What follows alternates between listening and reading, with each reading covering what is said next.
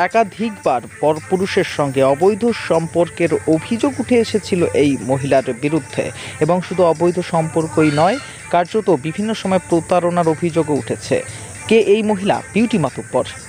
নাকাশিপাড়া থানার অন্তর্গত যোধপুর জমিদার বাড়ি এলাকার বাসিন্দা সে এবং তার স্বামী সুদীপ মাতব্বর হাবড়ার বাসিন্দা এবং বিগত 12 বছর আগে বিয়ে হয় সুদীপ মাতব্বরের সঙ্গে এবং বর্তমানে 2 সন্তান রয়েছে এবং অভিযোগ বিভিন্ন সময় বিভিন্ন মানুষের সঙ্গে দেখা যায় এই মহিলাকে পরপুরুষের সঙ্গে অবৈধ সম্পর্কে জড়িয়ে প্রমাণস্বরূপ ছবি করে রাখে মহিলা। পরবর্তী সময়ে ব্ল্যাকমেল করে বিভিন্ন সময় টাকা আদায় করে, এমনটাই কিন্তু অভিযোগ। এর আগেও এই মহিলার বিরুদ্ধে একই রকম প্রতারণার অভিযোগ উঠেছিল। এবার আরও এক চাঞ্চল্যকর ঘটনার সামনে এলো। কল্যাণ দত্ত নামে এক ব্যক্তির সঙ্গে অবৈধ সম্পর্ক ছিল এই বিউটি মাতব্বরের, সেটি জানতে পারে তার স্ত্রী এবং বিষয়টি বিউটি মাতব্বরের সঙ্গে সম্পর্ক থাকা এক ব্যক্তিকে জানানো হয়, যার নাম স্বপন রাহা। স্বপন রাহা সঙ্গীতা দত্তকে প্রমাণ নিয়ে দেখা করার কথা বললে তারা একটি স্টেশনে দেখা করে। সেখানেই ঘটে আর এক ঘটনাও। অভিযুক্ত বিউটি মাতব্বর এবং তার ভাই সানি রাও এবং স্বপন রাহা এবং তার মা মিলে সঙ্গীতাকে বেধড়ক মারধর করা হয় বলে অভিযোগ। এছাড়াও তাকে শ্লীলতাহানির অভিযোগও উঠে।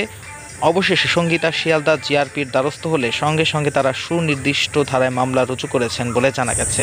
মামলা রুজু করা হয়েছে বিউটি মাতব্বর, সানি রাও, শ্যামলী রাও, কল্যাণ দত্ত এবং স্বপন রাহার বিরুদ্ধে। তবে এই সব বিষয়ে অভিযুক্ত মহিলার স্বামী এবং যিনি অভিযোগ করেছেন তিনি ঠিক কি জানিয়েছেন শোনাব। নমস্কার, সলিম মাতব্বর বলছি, বিউটি মাতব্বরের হাজবেন্ড। বিউটি মাতব্বর দীর্ঘ 3 বছর রয়েছে। আমার 2 ছেলেকে নিয়ে চলে গেছিল দীর্ঘদিন নিজের বাবার বাড়িতে। আমরা এখান থেকে বহুবার আসার চেষ্টা করি, কিন্তু সে আসে না। এখানে মিথ্যা মামলা দেয় আমাদের নামে, বিভিন্ন রকম মামলা দেয়, ফোন নাইটে এবং প্রপোজ দাবি করে, একটা প্রপোজ দাবি করছে।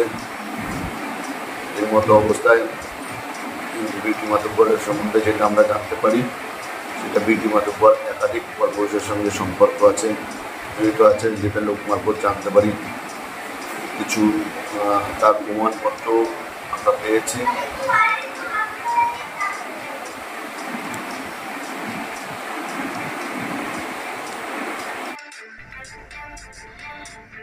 নমস্কার, আমি সঙ্গীতা দত্ত বলছি।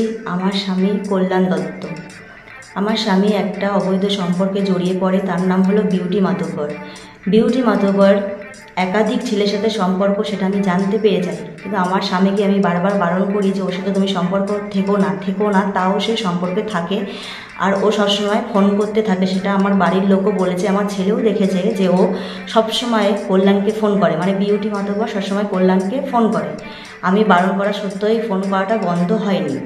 তখন আমি বিউটি মাতব্বরের যে আগের যে হাজব্যান্ড ছিল সেখানে থাকে না, সে এখন অন্য একজনকে বিয়ে করে, সেখানে তার সাথে রয়েছে। এবার সেই যে নতুন যে যার বর আছে, ওকে আমি ফোন করে বলি যে ওকে আমি কন্ট্যাক্ট করি, যে কোনোভাবে কন্ট্যাক্ট করাতে ওনাকে আমি বলি যে আপনার যে ওয়াইফ তাকে বারণ করবেন যাতে কল্যাণকে না ফোন করে।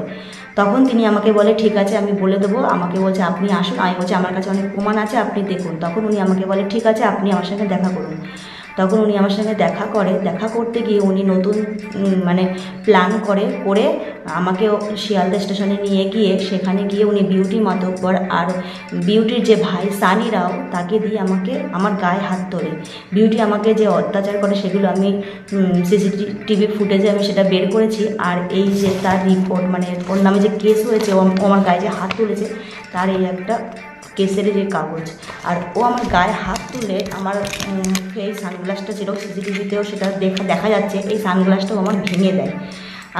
এমনভাবে মারে, আমার এই পাশটায় আমার নাক থেকে রক্ত বেরোয়। সেই রিপোর্টও আমার কাছে আছে, আমি সব রিপোর্ট জমা করেছি, তাই ওর নামে কেস হয়েছে।